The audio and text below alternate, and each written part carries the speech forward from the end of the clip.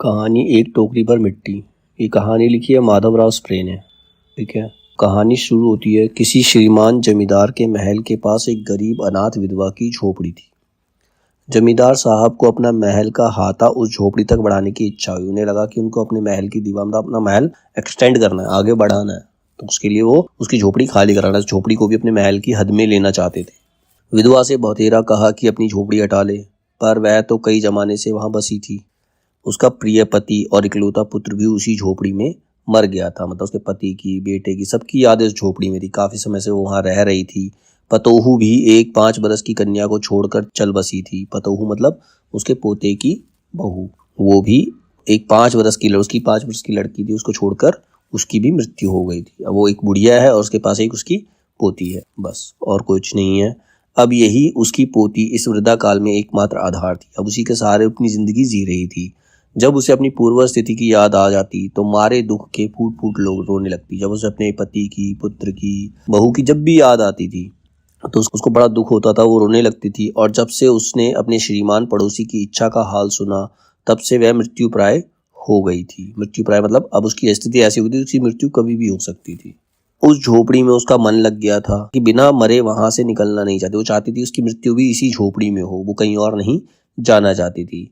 श्रीमान के सब प्रयत्न निष्फल हुए। मतलब जो जमींदार था उसने बहुत सारी कोशिश की, लेकिन वो कामयाब नहीं हुआ। तब वे अपनी जमींदारी चाल चलने लगे।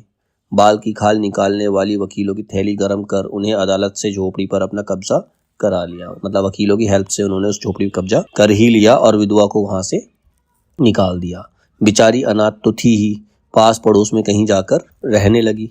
एक दिन श्रीमान उस झोपड़ी के आसपास टहल रहे थे और लोगों को काम बता रहे थे कि विधवा हाथ में एक टोकरी लेकर वहां पहुंची। मतलब वहां पर वो जिम्मेदार अपनी झोपड़ी, उसकी झोपड़ी के आसपास टहल रहा है, वहां के लोगों को काम दे रहा है, काम बता रहा है। तो वो विधवा जो है, बुढ़िया जो है, पहुंचती है, एक टोकरी लेकर उसके पास जाती है।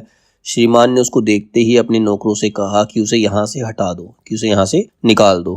पर वह गिड़गिड़ा कर बोली, महाराज अब तो ये झोपड़ी तुम्हारी ही हो गई है, मैं उसे लेने नहीं आई हूँ।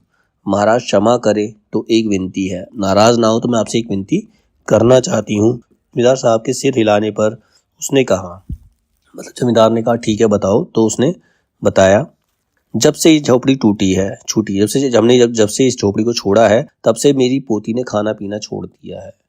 मैंने बहुत कुछ समझाया पर वह नहीं मानती। यही कहती है कि अपने घर चल, वहीं रोटी खाऊंगी। मतलब उसने जिद पकड़ रखी है कि वो अपने घर जाकर ही रोटी खाएगी। वो रोटी खाने से मना कर रही है, उसको वहां पर मन नहीं लग रहा। अब मैंने ये सोचा कि इस झोपड़ी में से एक टोकरी भर मिट्टी लेकर उसी का चूल्हा बनाकर रोटी पकाऊंगी। तो इसीलिए मैं यहाँ पर एक टोकरी भर मिट्टी लेने आई हूँ। मैं उससे एक चूल्हा बनाऊंगी, उस चूल्हे पर रोटी बनाऊंगी, तो शायद वो उस रोटी को खा ले, अपनी जिद छोड़ दे। इससे भरोसा है कि वह रोटी खाने लगेगी। महाराज कृपा करके आज्ञा दीजिए तो एक टोकरी मिट्टी ले जाऊं। श्रीमान ने आज्ञा दे दी, कोई बात नहीं, ले जाओ। विधवा झोपड़ी के भीतर गई। वहां जाते ही उसी पुरानी बातों का स्मरण हुआ। उसकी आंखों में आंसू की धारा बहने लगी। अपने आंतरिक दुख को किसी तरह संभाल कर उसने टोकरी मिट्टी से भर ली और हाथ से उठाकर बाहर ले आई। फिर हाथ जोड़कर श्रीमान से प्रार्थना करने लगी, महाराज कृपया करके इस टोकरी को जरा हाथ लगाइए, जिससे कि मैं उसे अपने सिर पर रख लूं। अब जमींदार से रिक्वेस्ट करने लगी कि आप ये मेरे सिर पे रखवा दो। जमींदार साहब पहले तो बहुत नाराज हुए, पर जब वह बार बार हाथ जोड़ने लगी, पैरों में गिरने लगी, तो मन में कुछ दया आ गई। किसी नौकर से ना कहकर खुद ही टोकरी को उठाने के लिए आगे बढ़े। ज्यों ही टोकरी को हाथ लगाकर ऊपर उठाने लगे, त्यों ही देखा कि यह काम उनकी शक्ति के बाहर है। वो इस टोकरी को नहीं उठा सकते, उनसे वो टोकरी नहीं उठ रही, इसमें काफी वजन था। फिर तो उन्होंने अपनी सब ताकत लगाकर टोकरी को उठाना चाहा, पर जिस स्थान पर टोकरी रखी थी वहां से एक हाथ भी ऊंची नहीं हुई। वह लज्जित होकर कहने लगे, नहीं, ये टोकरी हमसे नहीं उठाई जाएगी।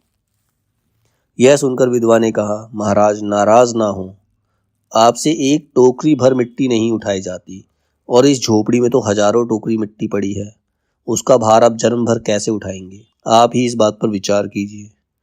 जमींदार साहब धनमत से गर्वित हो अपना कर्तव्य भूल गए थे, पर विधवा के उपयुक्त वचन सुनते ही, विधवा की बात सुनते ही उनकी आंखें खुल गई और कृत कर्म का पश्चाताप करके उन्होंने विधवा से माफी मांगी और उसकी झोपड़ी उसे वापस दे दी।